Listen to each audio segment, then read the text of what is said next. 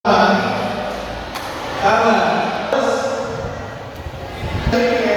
tayo ngayon sa parokya natin dito sa St. Gabriel Parish, at kung saan mayroon pong kaganapan ulit encounter with the youth sa ating parokya.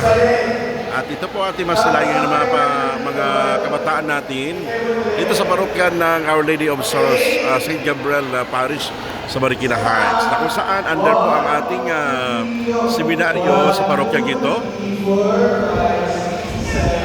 Sa mga representative natin sa seminaryo, walang iba, Lismar. Ayan o. At dyan sa kabila naman ang mga kamadrihan. Kamadrihan ng mga Franciscan Sisters, ito worker sisters, at mga iba't ibang mga kabataan natin sa ating parokya ng St. Gabriel Parish dito sa Marikina.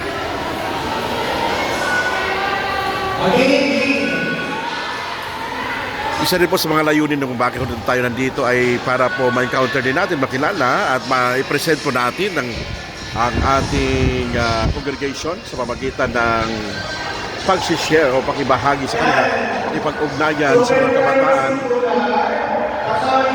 kabataan ng ating parokya. Ayan po So sa mga MC po natin ay si Sister Karen Basilio mula po sa Network Workers of Second Heart.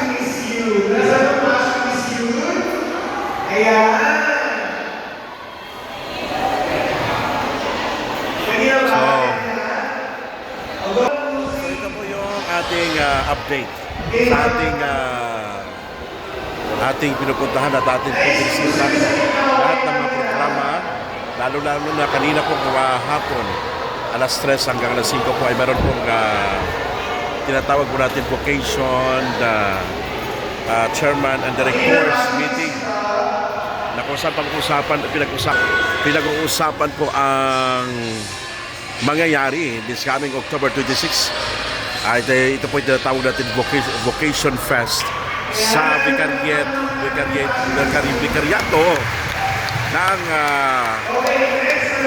ng Marikina, o Vikaryato ng Our Lady of Abandon Parish.